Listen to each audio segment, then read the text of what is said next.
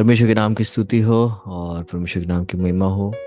आज हम लोग प्रभु के वचन की ओर हम अपने ध्यान को लगाएंगे और परमेश्वर हमसे क्या बात कर रहे हैं उसको हम लोग ध्यान से सुनेंगे। भजन संहिता 14वां अध्याय उसके कुछ आयतों को हम लोग पढ़ेंगे। भजन संहिता 14वां अध्याय उसके कुछ आयतों को, उसमें ऐसे लिखा है, मूर्ख ने अपने मन में कहा है, कोई परमेश्वर है ही नहीं। वो बिगड़ गए हैं, उन्होंने घिनौने काम किए, कोई सुकर्मी नहीं। परमेश्वर ने स्वर्ग में से मनुष्यों पर दृष्टि की है कि देखे कि कोई बुद्धिमान, कोई परमेश्वर का खोजी है या नहीं। वो सब के सब भटक गए हैं, वो सब भ्रष्ट हो गए, कोई सुकर्मी नहीं, एक भी नहीं। परमेश्वर के नाम की स्तुति हो। हमने अभी जो वचनों को हमने पढ़ा है उसको हम लोग आज ध्यान से हम सुनेंगे, क्योंकि परमेश्वर का वचन बताता है कि मूर्ख ने अपने मन में कहा है कि परमेश्वर है ही नहीं।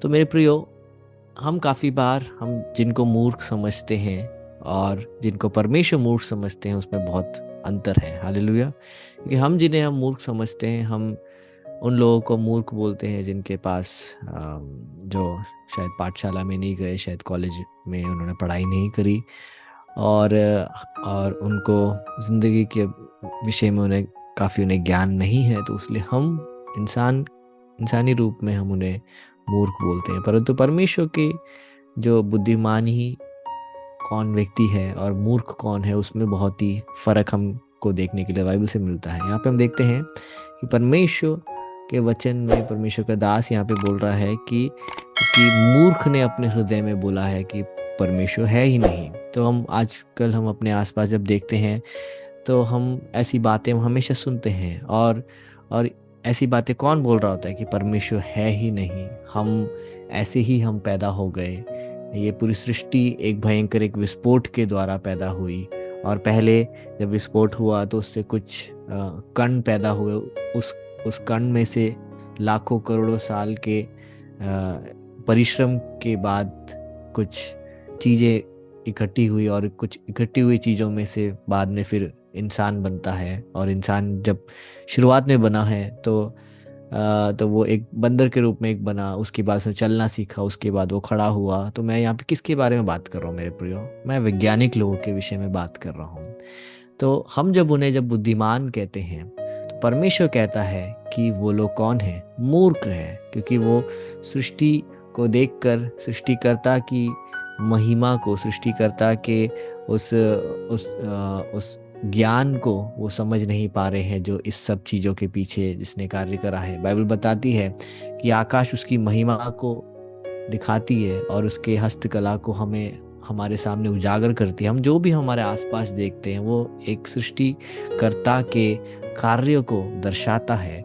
और जो सृष्टि को देखकर उसमें विस्मित होकर, मोहित होकर उसका एक ही मतलब निकालता है कि ये सब खुद ब खुद बना है, बाइबल बताता है वो व्यक्ति मूर्ख है। इंसानी रूप में हम उन्हें शायद साइंटिस्ट बोल सकते हैं, इंसानी रूप में शायद हम उन्हें बड़ी बड़ी बातें करने वाले फिलोसोफर हम बोल सकते हैं, परंतु बाइबल उन्हें एक ही शब्द देता है।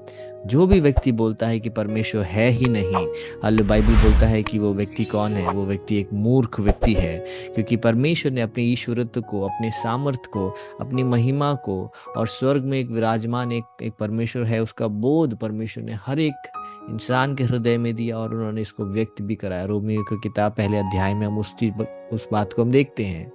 परंतु बाइबल बताता है कि मूर्ख ने अपने मन में कहा है, कोई परमेश्वर है ही नहीं। और क्योंकि परमेश्वर है ही नहीं तो सही और गलत का कोई मापदंड नहीं है, अगर कोई नैतिक मूल्य का कोई मापदंड नहीं है, इसलिए हम लोग आज संसार में क्या देखते हैं? हमें बताया जाता है कि इंसान एक सामूहिक एक जानवर है। हालेलुया।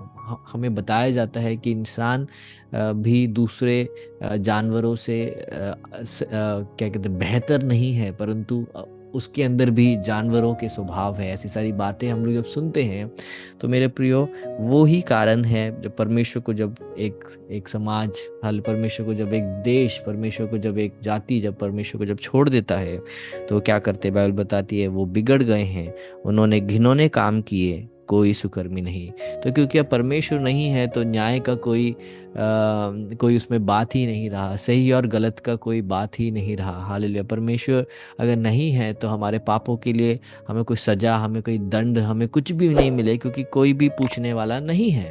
परंतु बाइबल बताता है नहीं, परमेश्वर है। हालेलुया।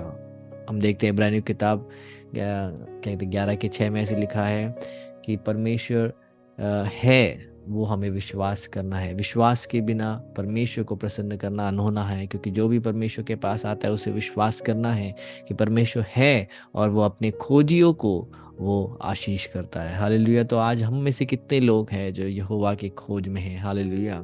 जो यहोवा के बातों को समझने के लिए, हालेलुया, उनके इच्छाओं को जानने के लिए, उनकी उपस्थिति में प्रार्थना में लीन होकर हालेलुया बैठने के लिए कितने लोग तैयार हैं। जब संसार ऐसी बातों को देखता है, संसार बोलता है कि परमेश्वर है नहीं, हालेलुया, परंतु बाइबल बताता है कि वो व्यक्ति मूर्ख है, हालेलुया, जो बोलता है कि प्रभु है ही नहीं। परंतु हम कौन है मेरे प्रियो?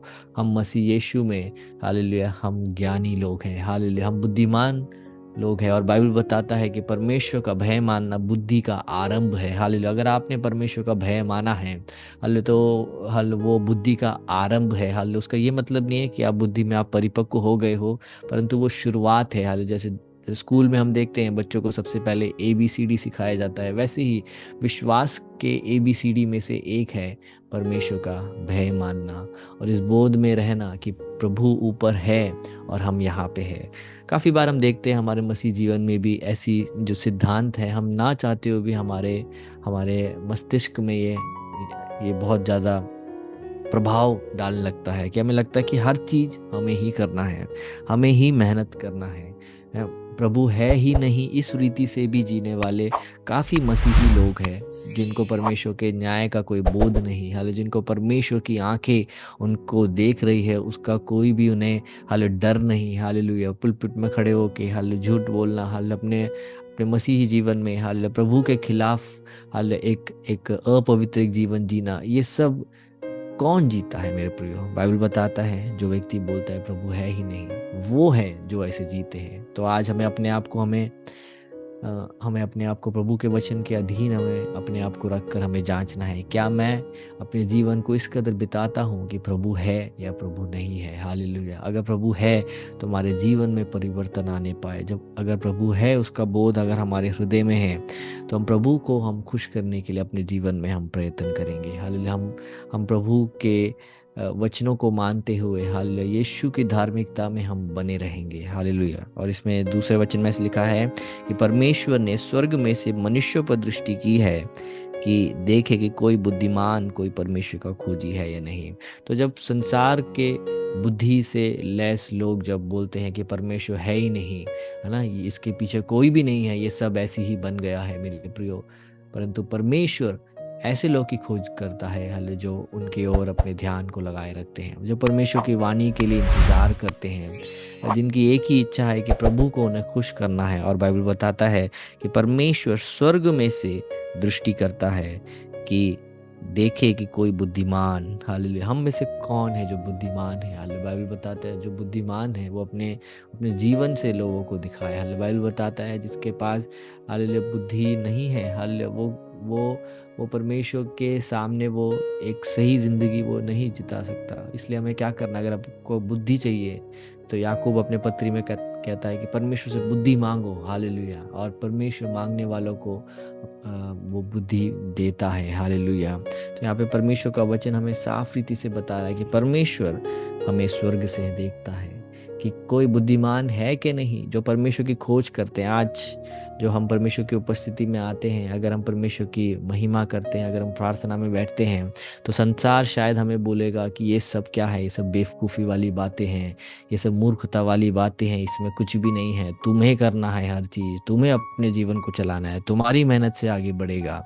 तो मेरे प्रियो, मैं आपको बाइबल के आधार पर बताना चाहता हूँ, नहीं, हमारा जो मेहनत है उसमें अगर प्रभु की आशीष नहीं है, अगर हम परमेश्वर के खोजी नहीं हैं, हाल अगर हम परमेश्वर के इच्छा को नहीं जानना चाहते हैं, तो मेरे प्रियो हम भी उन मूर्ख लोगों के साथ हम गिने जाएंगे, हाल जो ऐसे जीवन जीते हैं हालेलुया कि प्रभु है ही नहीं। हालेलुया वो ऐसी जीवन जीते हैं जैसे कि न्याय का दिन है ही नहीं। हालेलुया वो ऐसी जीवन जीते हैं कि एक दिन उन्हें यीशु के हालेलुया न्याय के सिंहासन के सामने खड़ा होना है ही नहीं। हालेलुया परंतु जो बुद्धिमान है वो अपनी चाल को संभालेगा। जो बुद्धिमान है अपने हालेलुया अपने घर में हालेलुया प्रभु के लिए हालेलुया वेदी बनाएगा। हालेलुया वो आराधना हालेलुया करेगा क्योंकि उसे पता है कि परमेश्वर अपने खोजियों को देखता है, अपने खोजियों को ढूंढता है, अपने खोजियों की ओर अपनी नज़रों को लगाता है। तो बाइबल में बार बार परमेश्वर के खोजी जब बोला जाता है तो हमें ऐसा नहीं सोचना है कि परमेश्वर को हमें क्यों खोजता रहना है। तो मेरे प्रियो परमेश्वर को हमें खोजने का मतलब ये नहीं है परमेश्वर भटक जाते हैं या परमेश्वर दूर चले जाते हैं। नहीं, हम इंसान अपनी मूर्खता में अपने अहंकार में हम काफ़ी बार हम परमेश्वर को हम छोड़कर हम अपने अपने राह में हम निकल जाते हैं, अपने अपने सोच में हम चलने लगते हैं।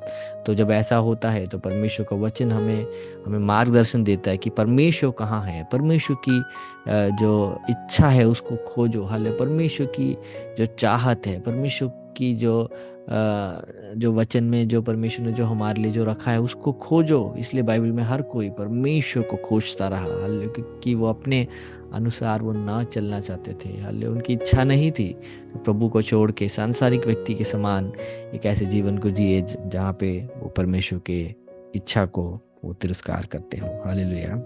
तो एक ऐसा एक व्यक्ति के विषय में हाल बाइबल बताता है कि ये संसार में सब लोग अपने हिसाब से चलते हैं, अपने हिसाब से वो अपने जीवन को जीते हैं। उसलिए लिखा है वो सब भटक गए हैं, वो सब भ्रष्ट हो गए हैं, कोई सुकर्मी नहीं, एक भी नहीं। हालेलुया।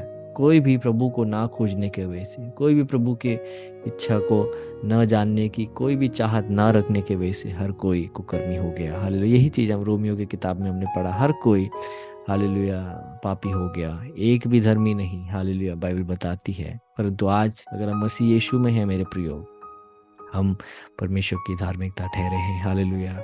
हमें किन लोगों के समान हमें अपने जीवन को बिताना है। आज परमेश्वर का वचन हमारे बीच में आया है हमें ये एक निर्णय लेने के लिए कि क्या हम इंसानी रूप में बुद्धिमान बने या परमेश्वर की नज़रों में बुद्धिमान बने। इंसान के रूप में बुद्धिमान जो लोग अपने आप को सोचते हैं, बाइबल बताती है कि वो मूर्ख है क्योंकि वो परमेश्वर की योजना के विपरीत खड़े होते हैं। परमेश्वर के अस्तित्व को वो वो प्रश्न करते हैं। हाल परमेश्वर की इच्छाओं के विपरीत वो चलते हैं। परंतु बुद्धिमान कौन है?